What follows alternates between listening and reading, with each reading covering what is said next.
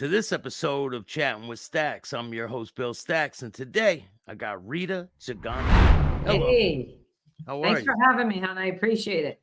Yeah, of course. I've been anticipating this one for a while. Awesome. Awesome. So, for the people that don't know who you are, do you want to introduce yourself? Sure.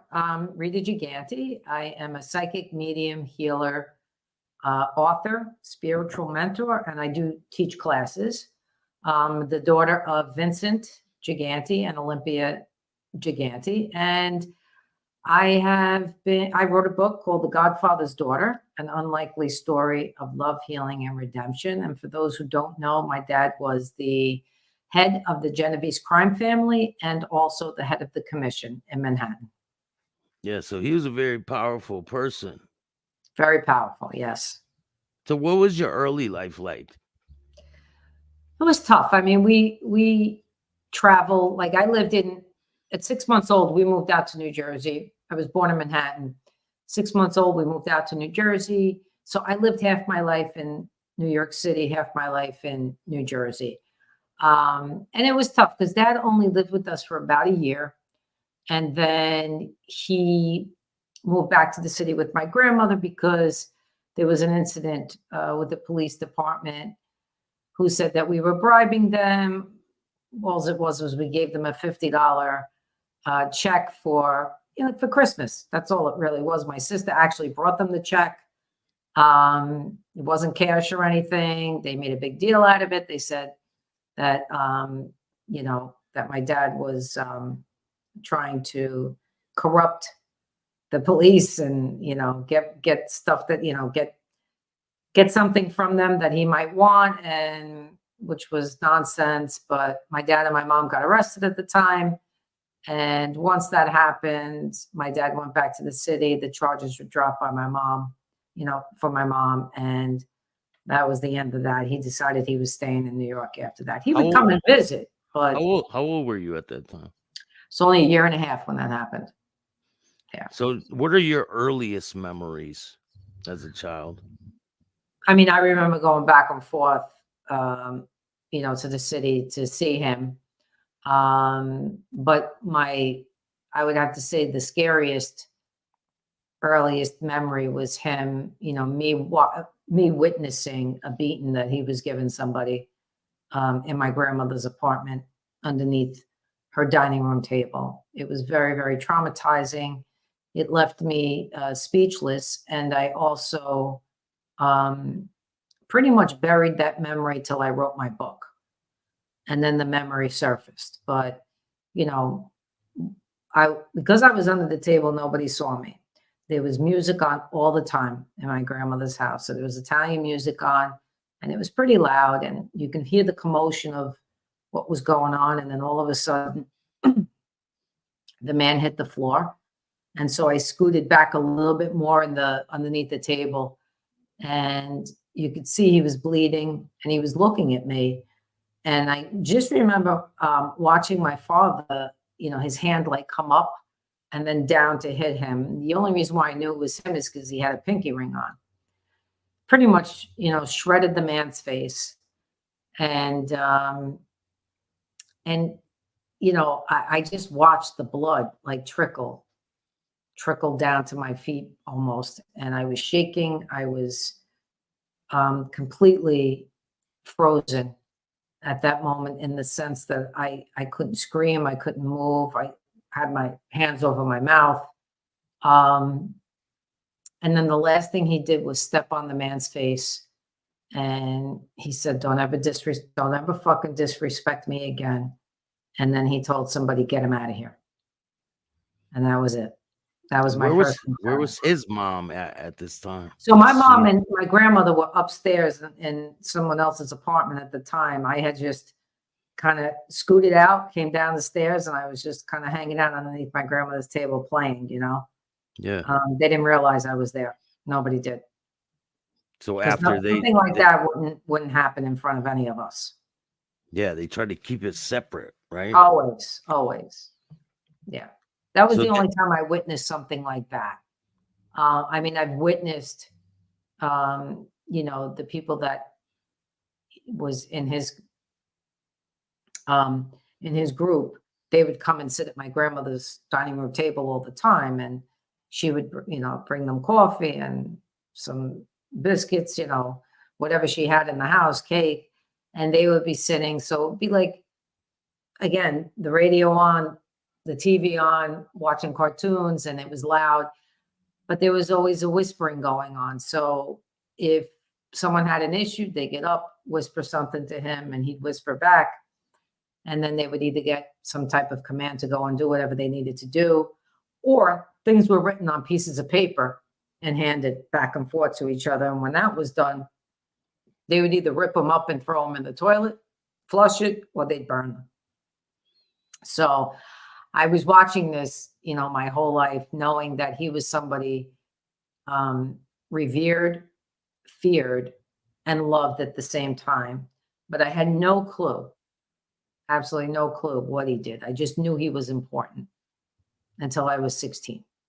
Is that when you found out that he was Yeah, that's when involved I with found this? out. And Yeah. what was the reason why you were able to even find out? Yeah, so there was a rumor going around in school that that's who he was. And, this one girl was calling me a Mafia princess and all this other shit. And I was just like, when you're pissed because someone's talking about your family, right? Then there's the other side of you going, could that be true? So that day that the rumor was like really, really, like, I was hearing it from everyone. This girl was just like relentless. I ended up having a physical encounter with her in the bathroom of the school, and pretty much beat the shit out of her, just because I was so tired of hearing it. She probably wasn't the only one, saying it, but she was the instigator for most of it. Yeah. And I was having a really bad day and kind of snapped, But once I did find out, there was a lot of relief connected to it, because it was like, okay, now I understand why things the way they were, why my mother was the way she was, why there was so many secrets and we couldn't do this and we couldn't do that, or, we had to leave at certain times. Finally, like, all the puzzles started to snap into place, the pieces of the puzzle, So there Yeah. was relief, and then there was anxiety over it, because I didn't know if they could come after us, if they would come after him, meaning the FBI, if the other families could hurt us in any way. Once I learned who the other families were and all that kind of stuff, I was stunned to know how powerful he really was, because I saw him as my dad. So Yeah. this wasn't like, for me growing up, I want to say, I was a change of life baby. So the sibling above me is 10 years older than me. So I'm witnessing things that, no kid should have to witness, obviously. Yeah. But then, knowing not to open your mouth, knowing not to say anything, knowing not to ask questions, it's just kind of how you're raised, because people Yeah. say, well, did you ask? Well, the times that I did ask, I got lied to, So So right when you find out, what do you have a conversation with your mom or your dad after that? no, there was no conversation. There was just like, when my mom, knew that I knew, I came home and she just said to me, I'm sorry you had to find out this way, but this is what it is. And you're not to speak about it to anyone ever. And if anyone asks you, your father's sick. So was he, because a lot of people say he was playing a sick role, playing like he's crazy. He had a heart condition, so he was sick physically that way. You know, was he feigning insanity? Yes, he was. He was feigning insanity. He was probably one of the smartest men that, you know, walked this earth. Um, he he was a very fair man. He was, um, how do I want to put this? He could have ran any company, CEO. He could have done anything he wanted to do. But the time that he grew up, there was not much of, unless you went to school and you graduated or your family was in that business, right? Then Yeah. he wasn't going to make money, a lot of money, any other way other than to probably get involved in something like this. And it was important for him to take care of his family. He loved boxing, Yeah, that was which he one thing. probably would have, stuck to, um, as part of a career if he could have. But once Vito got a hold of him, Vito Genovese, and Vito loved him. My dad had a very charismatic way about him. So once Vito took him under his wing, and my dad got, he realized the kind of money he could make. He realized the kind of power he could wield. Um, it drew him in. It just drew him in, and then there was still one time I remember him saying to me that he could have gotten out, but he did not. Once he made that decision, he knew he was never getting out, he said, unless it's in a box or he dies in jail. Because he got arrested for shooting Frank Costello when he's a young man. Yes, he did. Did Yes, you he did. did you ever hear about that growing up? After I found out, yes, absolutely. And did you ever hear any law enforcement presence around you? Or There was never any law enforcement around us. We've never experienced that. Doctors, we've experienced his doctors, whether they were for his physical body or his mental. We've experienced them. They used to come and check on him. He used to check himself into the mental hospital, in St. Vincent's, it was called. And anytime he felt the FBI was getting too close, he would check himself in for 3 weeks, and he would play the role brilliantly. and when he'd come back in the house, would he act normal? Um, there were times where I could pick out times that he was my dad, and then I could pick out times where he would go from that to back into that like role again, and sometimes it was daily that would happen, meaning he would be one way and then another way. But I got to experience the father, uh, you know, a few times in his life, whereas my brothers and sisters, because they're so much older than me, got to see him very differently. They really reaped the benefit of seeing a father, you know. Because they're out living their lives, right? Um, no, it's not even that. He wasn't prominently set in that business until I came along. So when they were little, he was still, he was doing it, but he was coming up. It wasn't like it was when I came. So Yeah. he had more time. He had more time for them. They always ate dinner together. They prayed together. I mean, the family would pray the rosary every day together. So he was a very religious man. He would pray 5 rosaries a day. Would he go to church and things like that? He would go to church, not always, but he would go. Um, it's my understanding that he liked to go when there was nobody there. His brother was a priest as well, right? Yes, my Uncle Lou was a priest. Yep. They've all passed now. He was the last one to go. But yeah, he was a priest, and he built up the Bronx along with my dad's help.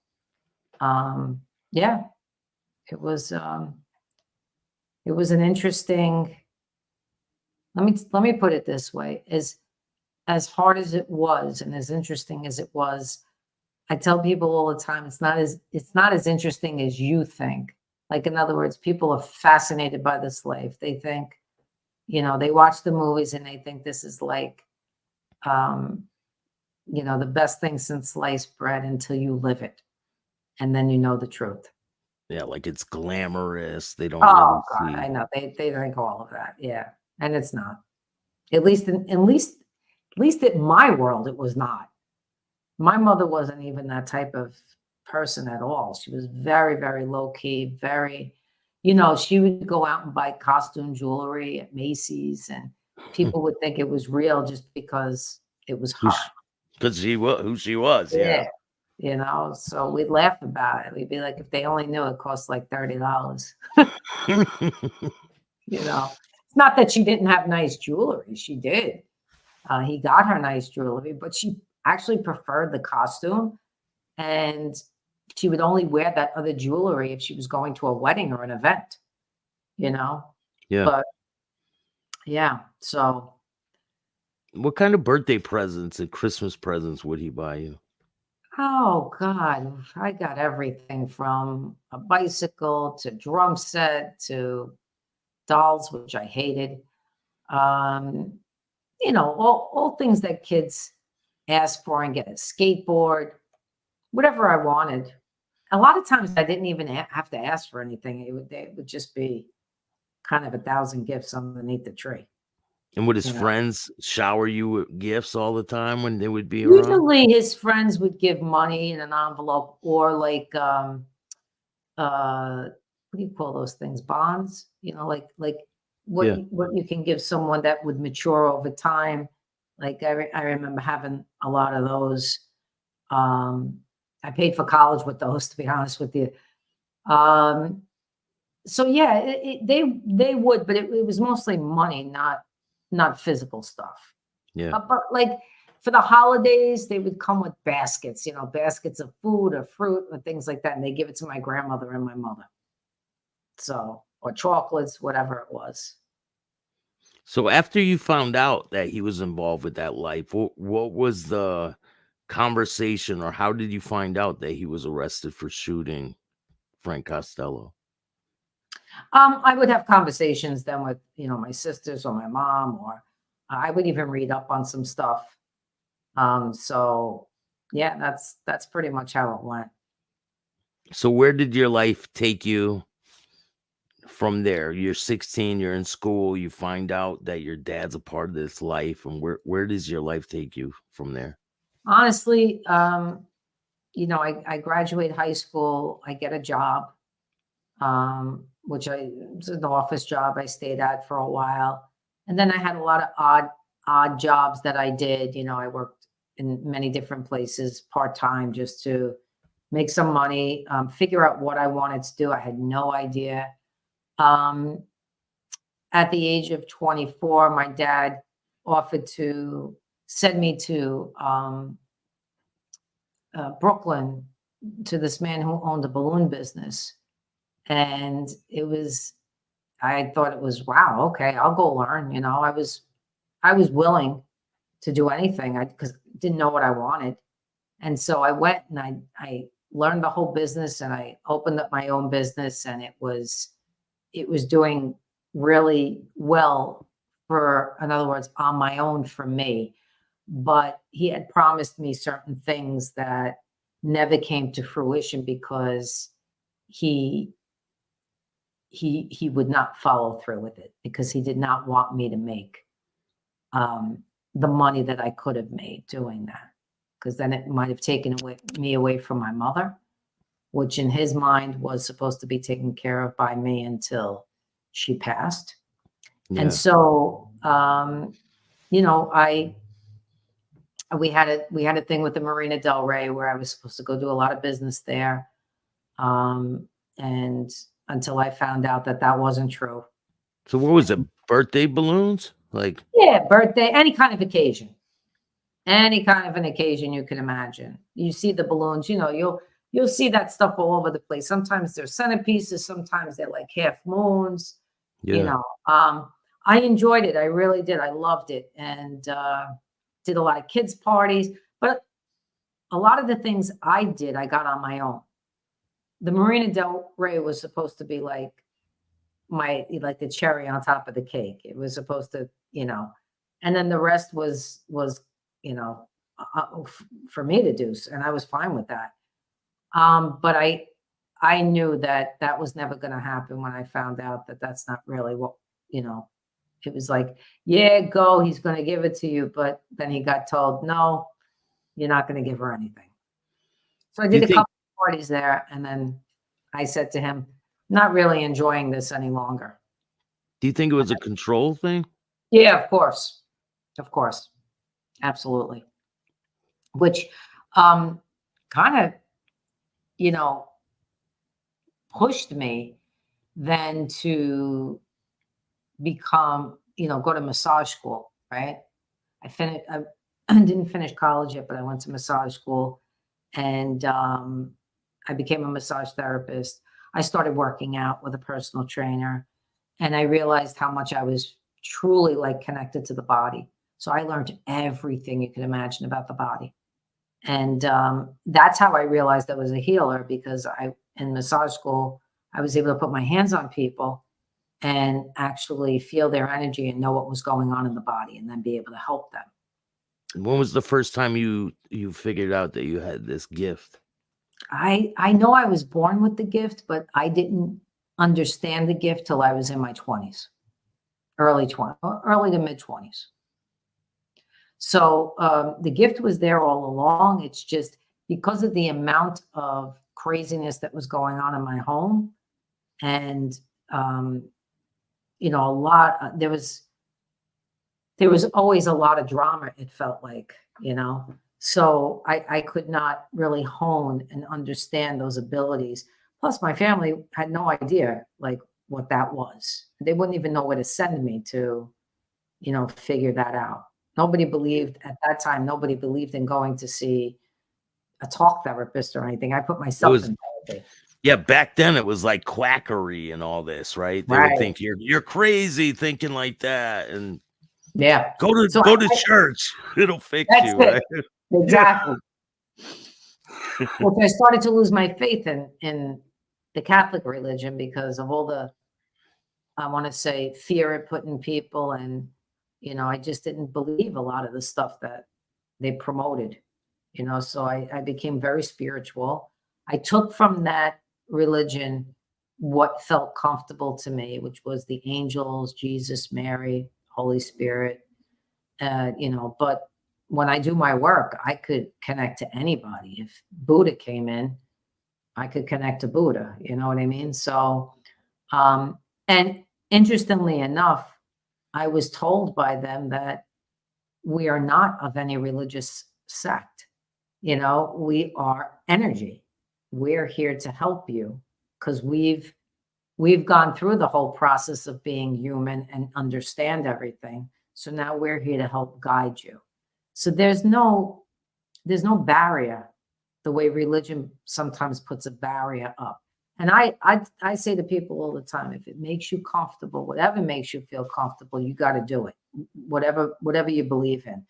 Sometimes I go to church when there's nobody there just because it feels comfortable, and I just sit and I pray. But church is in my heart, so I don't really have to go anywhere if I don't want to, My right? grandma used to say that the world is my church. That's it. Yeah, Yeah. absolutely. So, yeah. So then I went to massage school. After that, I finished college with a bachelor's in exercise science.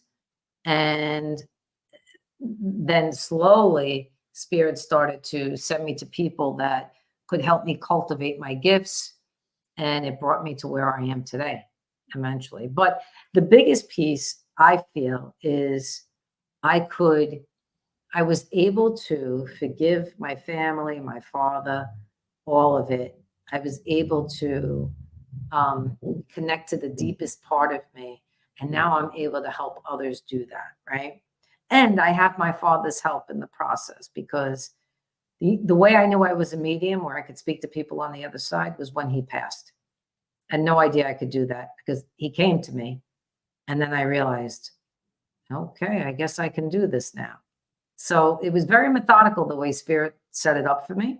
Yeah. And I was grateful for that, because I think if I would have got everything all at once, it wouldn't have been good. So there was a lot of clearing for me to have to go through. There was a lot of release of old energies that were stuck in my body because of trauma.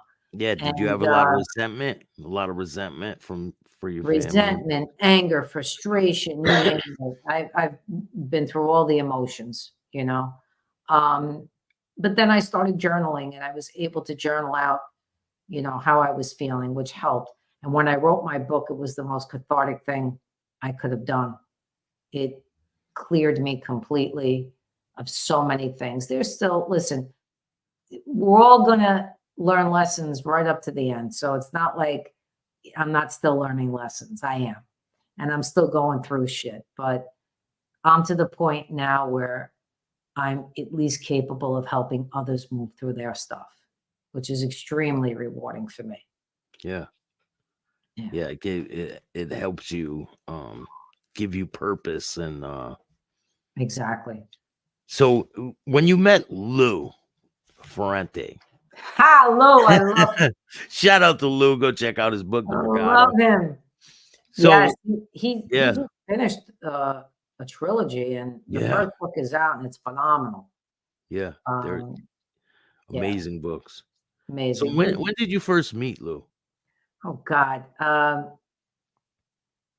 wanna say I think I was 21 when I met him. So we know each other over 35 years. It's like a brother to me. Yeah, But back then he worked for Gotti's crew, and we remained friends. He used to come and stay at my house, sleep over. He would, you know, of course, my mother would feed him and loved him. And when my father got wind of it, he sent somebody to tell Louis to stay away, but it didn't happen. Louis yeah, kept but coming. so before that happened, before he found out, were you at all like, oh man, this is like, Not at all. you didn't feel like that? No, because he was like a brother to me, Lou, you know, and I wasn't about to lose his friendship, so I didn't care.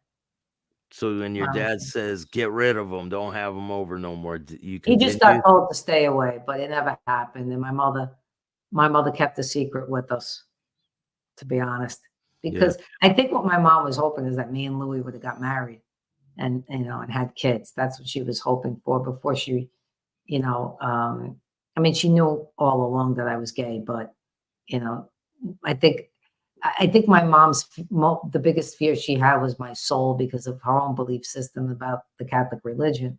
yeah. And, you know, once she realized that that wasn't me and I wasn't gonna get married and have children, She was just hoping. she was hoping Yeah, she against wanted the she little was praying, Bambinos, right? she Yeah. was praying.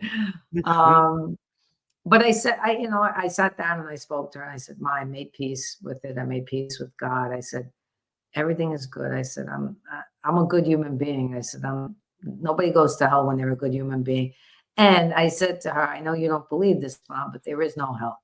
I says, "If anything, the hell is right here in our brains because and look what we create on this earth." I said, "But you know, it What about your father? Did you come out to your father? I did. I was 19 when I came out to the two of them for the first time.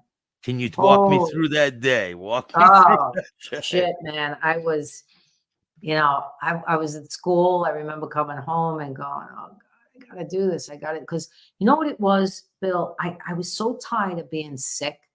Like I was so sick from a child growing up with upper respiratories and throat infections and pneumonia and all that kind of stuff. And this is the area, the throat is the area about speaking your truth. And so I was so tired of, you know, having secrets. As it was, my father had all these secrets, right? I didn't want to be that person. So I tried. I said, "Okay, I'm going to do this." I was 19, you know, and I came home from school. They were up at my mother's bedroom and I was sweating like an animal, you know, my palms clammy, the whole thing, you know, heart racing. I knock on the door and they said, "Come in." And so I went in and I sat down and they could see the look on my face like something wasn't 100%. And my mother goes, "What's the matter?" I says, "Well, I got to talk to you about so all right, don't worry. Just tell, like, what is it? We'll take care of it. Everything's good." Like, They were They can trying to, fix everything. Yeah. yeah, they right, exactly. And Yeah. in my head, I'm going, you're not going to fix this. You know? So I sat down and I just said, listen, I said, I like women. I said, this is just who I am, how I was born. And and I remember getting cut off by my dad, who remained like so quiet and so still. I thought, honestly, Bill, I thought he was going to get up and just crack me. You know what I mean? Like I thought I was going to get the beating of my life, and my father never hit me. Okay. So he remained so calm, and he just looked at me and he said, listen, he said, all kids go through this at some point. He said, it's going to be fine. You're going to get married, have kids, blah, blah, blah. And he goes on and on and on. And then he says, and I don't want you hanging out with your friends anymore, meaning my girlfriends anymore. So I realized in that moment, if I could have just taken those fucking words back, because I knew that watching his energy was scarier than if he got up and hit me. It was like this, he gave me this look. Like he looked right into me, and he was dead serious, and not angry, but like you knew he meant business kind of thing, right? Yeah. And I thought to myself, shut up, get up and walk out. Like that's all I kept hearing in my head. So I said, you know what? You're right. I said, I'm just going through a phase like that. And at 19, I jumped right back into the closet until 24, which then I came out and I said to my mother, I'm done. This is who I am. This is how it's going to be. If you don't want to meet anybody, I understand, but this is who I'm seeing right now. Blah, blah, blah. She had no idea who I was seeing before that. Now she just knew about this person. Well, she got past it. It took her a minute, but she got past it. And then she loved everybody I brought to the house. Yeah. You know. So her, like I said, her fear was my soul. Once she realized it, that was going to be okay, she was great. Never said a word to my father. She never said a word to him. I never said a word to him. Nobody. And he would grill everyone about that. And So what if you were around somebody, did you ever bring people around him? Or what was his reaction when you would bring very few. So I'm going to tell you 1, 2, 3, maybe friends met him in my life. And that's because I took them to the feast of St. Anthony. That was the feast that my father ran. So he met them because I was at the feast with them. And there was only one friend that I brought that actually ate dinner with us and met my father, which was a miracle in and of itself. But past that, that was it. That was it. He didn't know anybody else. And out in Jersey, he would never know. And by the time I was 19 and 24, he was so dug deep into that world. It was hard for him to keep track of me, So Yeah. he would go to my sisters and my brothers and drill them and drill them and drill them, which none of them ever gave me up, which was great. They learned it from your dad. I truly believe he knew. I do. I know he knew. I'm his daughter. It's not like he's not an idiot. So he knew. He just didn't want to know. And interestingly enough, his brother also has a daughter my age that's gay, and he fully accepted it. And it was nothing like my dad. No. Is that surprising? No, that he's a priest? Like, no, it wasn't the priest. It was another was brother. It was another brother. How many brothers did he have? Your dad. So 5 altogether. Yeah, were they all involved with that? It was actually 6, but the first Vincent that my grandmother had passed away. He was young. So then my dad came and they renamed him Vincent. Yeah. Were they all involved in that life? To some extent, but I don't know if my Uncle Pat was. he was the oldest. And I know he had his own business. So he may have gotten help from my father. He wasn't in it. There was only one that was made. The rest were connected, but not in it. Yeah. Yeah. Now, when you would be out on the town, say you were going to a club or you're going here and there, would they know who you are? And what was No. their reactions when they would find out who you are? Nobody knew and I didn't tell anybody. We were raised and honestly, I never felt comfortable with that. I would never walk into a place and say, listen, this is who I am. This is my father, blah, blah, blah. How, who does, like, I can't, like, it just, I don't have that energy. I just, and I know people that have done it. I know family members that have done it, but I don't have that in me, and neither did my brothers or sisters. Yeah. Listen, would I go to the meat market that, my grandmother would go to and say, I didn't even have to really say anything. I don't even know how they know, but I would say, my grandma Yolanda. So all I had to say was Grandma Yolanda. I didn't have to say the last name. My grandma Yolanda sent me here to get the meat.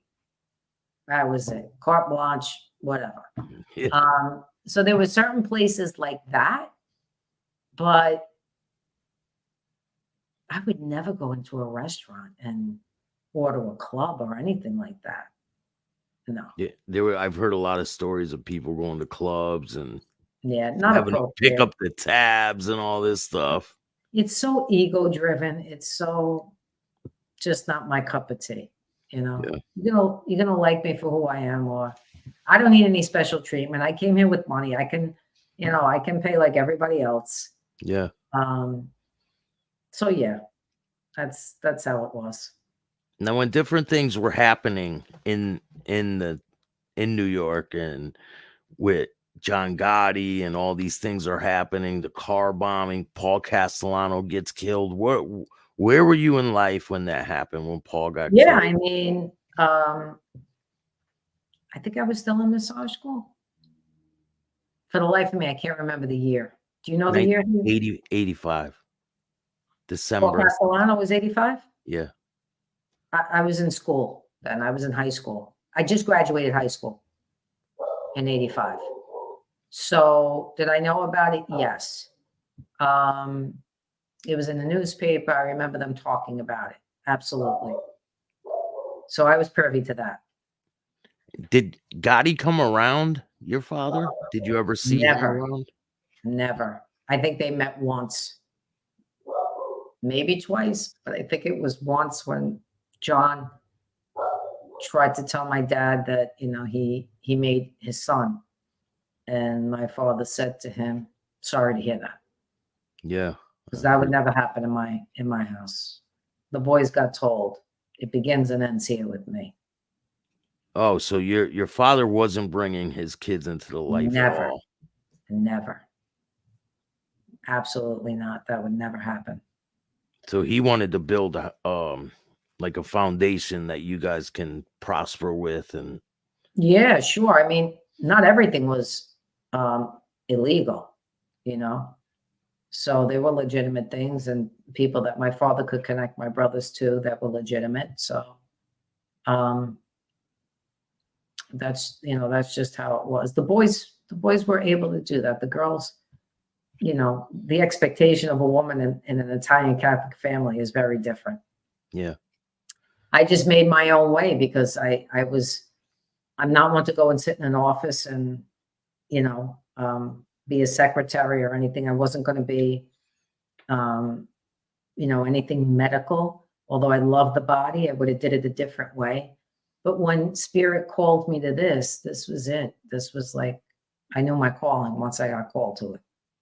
Have you had any situations with the spiritual stuff that really stand out in your mind that you could Oh tell my me God, I about? remember.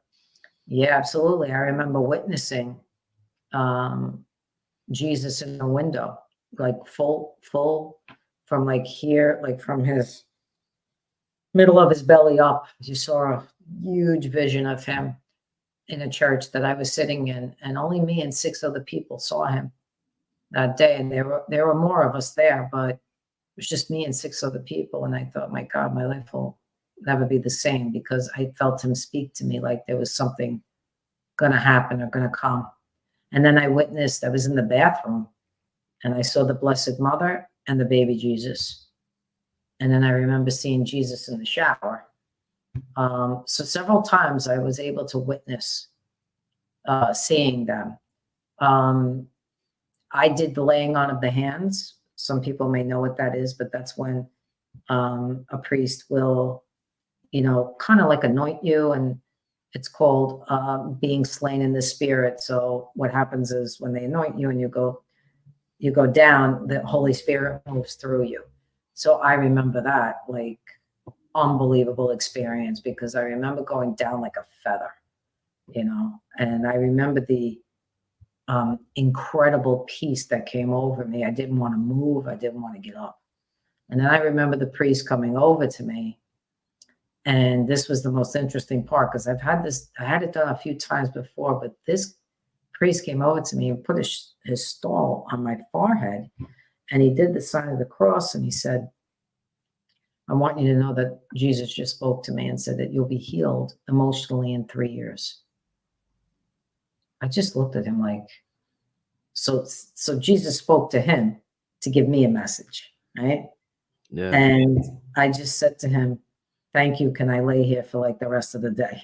I don't want to move, Yeah. So it took me a bit to get up, and but I knew my life was changed. When those things happen, you just know. So I'm grateful. It got me to where I am today. It got me to write the truth, my story. If my sisters and brothers wrote books, they would be totally different stories than mine. Yeah. But I needed to speak my own truth to heal. So all of everything that happened to me, people ask me all the time, would you go back and change anything? And I'd be like, why? Like, look where I am. Why would I go back and change a thing? Sure, it was hard then. Sure, it was even brutal at some points. But the more adversity, the stronger I got. When you decided to write your book, did you have anyone in your family that was against that? I didn't tell anybody until it was actually written. And then when I did, absolutely, pretty much 3 out of my 5 siblings were not happy about it. The one sibling came around, but my brothers not happy about it. I think they thought it was a tell-all, but it was just my story and how I came to be who I am, with the backdrop of my dad. It was really about the subtitle, which is about love, healing, and redemption. These were truths that I needed to bring out, for myself, for other people. If I tell you how many people I've helped because of that book today, I can't even, there's no amount of money, there's nothing that can, make up for that kind of gratification, just to be able to help those people. Yeah, to have a connection with people out there. Well, I'll tell you, it's not just the people that are connecting to me. Some of them, yes, of course, they know who he is, and they want to connect because of that. But most people connect because of the trauma I had, the anxiety, the panic, the OCD, how I came to be who I am. Like, that's what they're connecting to. Oh, and you're gay on top of it in this family. Like, how did you overcome all of that? Especially coming from back then, like it had to be hard growing up, even to walk into that room and tell them. That took a lot of courage. Devastating. Yeah. Courageous, yes. Definitely. Especially with my dad. I don't think anybody would have thought. I probably am the only one, maybe my oldest sister, but probably am the only one who's been able to sit and say something to him and not be afraid of the consequences. Not that I wasn't afraid, but I didn't back down because of those consequences. I was willing to do it anyway, and that's, I always look to him. What were the good points I got from him, and my mother, and of course, the good, the bad, and the ugly, right? And then I work on the parts of myself that say, okay, that's, that needs to be worked on. But there's good and bad in all of it. So I'm hoping people get, people hear this and they get a sense of, oh, I can speak my own truth, or, oh, I can get through my own adversity, whether they connect to me or not, but they feel something from this that gets them to that point. Have you seen your dad get mad like on other occasions where you've maybe did something wrong No, not with me. or with your Um, siblings? yeah, and other people, never with my mother. And my grandmother really was the only one that could put him in his place. My mother sometimes, but my grandmother would put him right in his place, and I would love it. So she I'd be was the real laughing. boss, right? Oh man, I'd be laughing underneath my breath, going, "Get him, Graham, get him!" You know. Hmm. And sometimes it would be in English, but mostly in Italian. You know.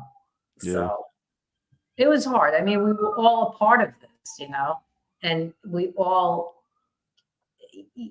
very loyal family. So, this was my dad, this was our husband, this was his mother. We all did what we had to do to help him, you know? Yeah. Now, So, what were your thoughts when your father got arrested and got indicted?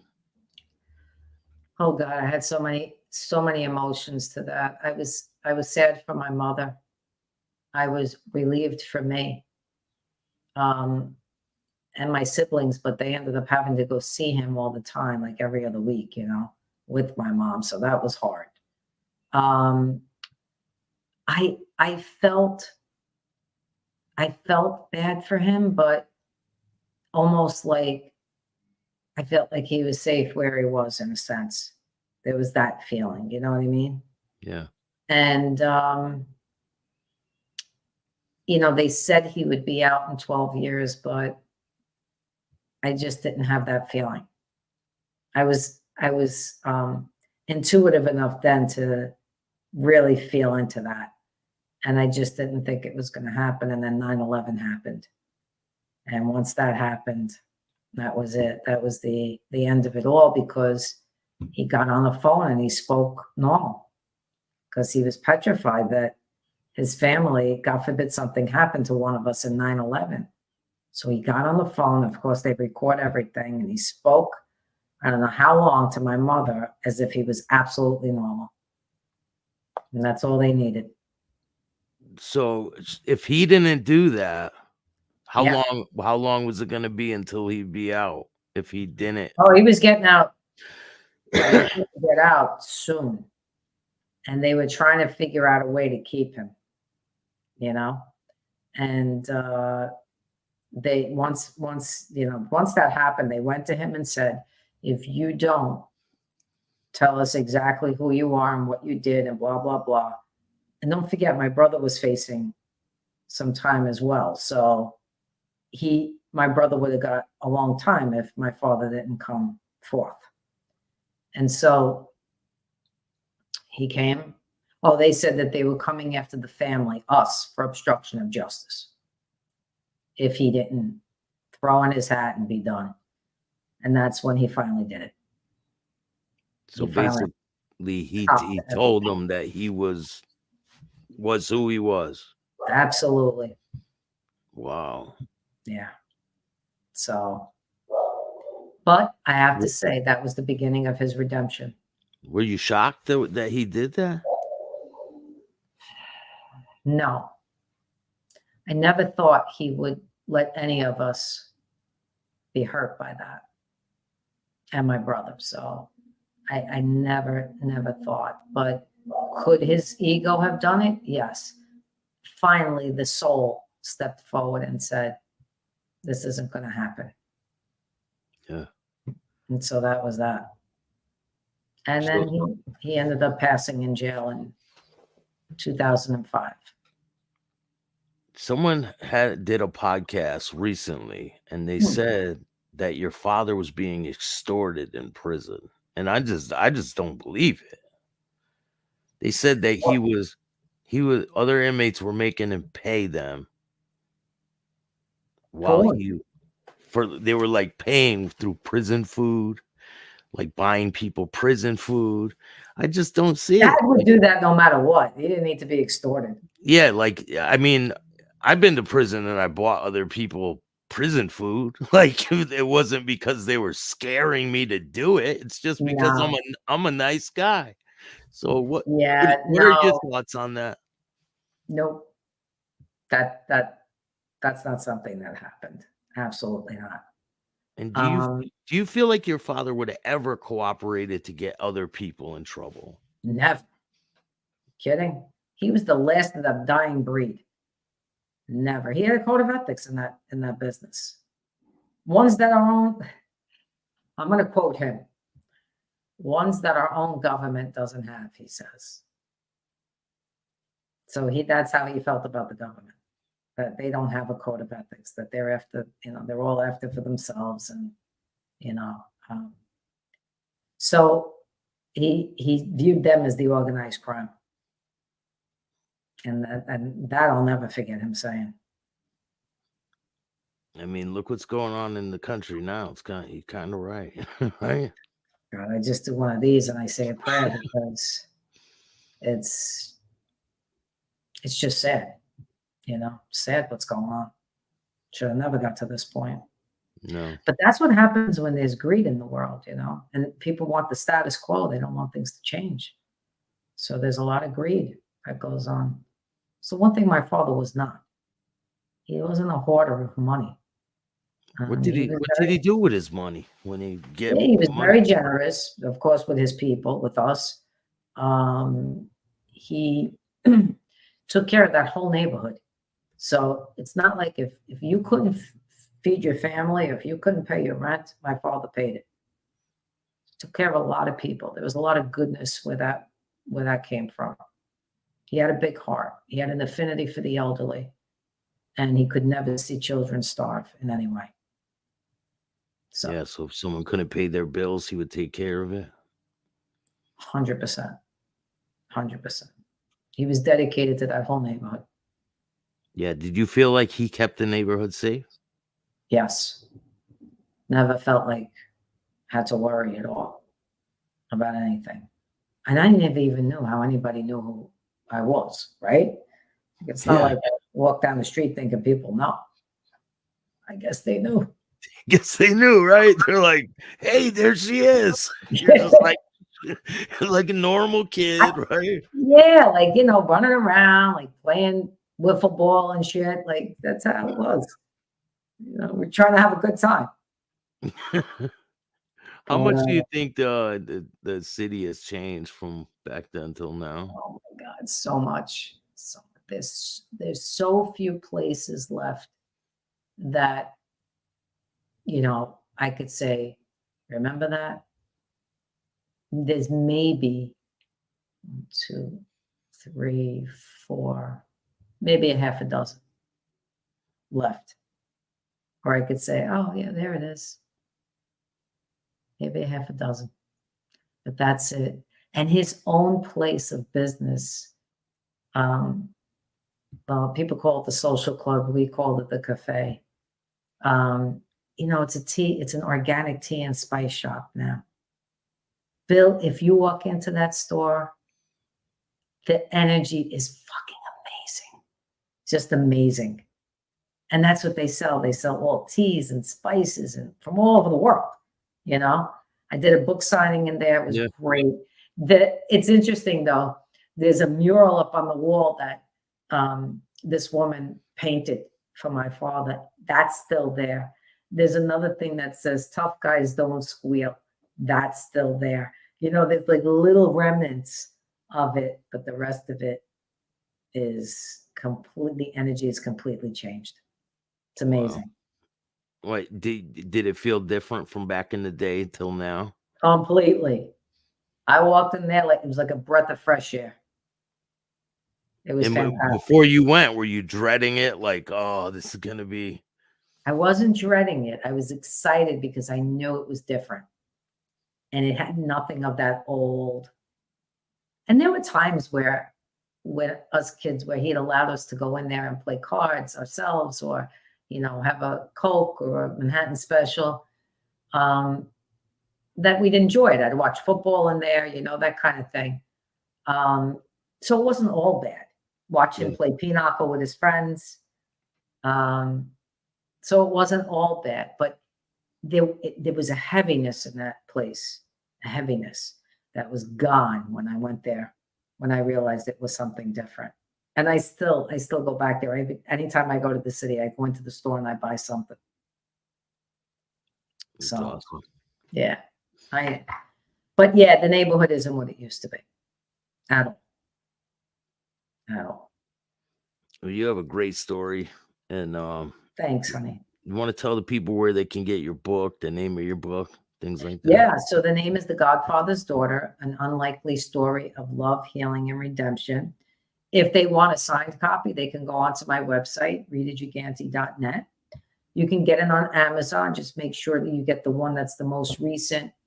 It'll be where only my picture is on the back of the book. Of course, I'm on social media, Facebook, Instagram, that whole thing. It's Rita Gigante Psychic.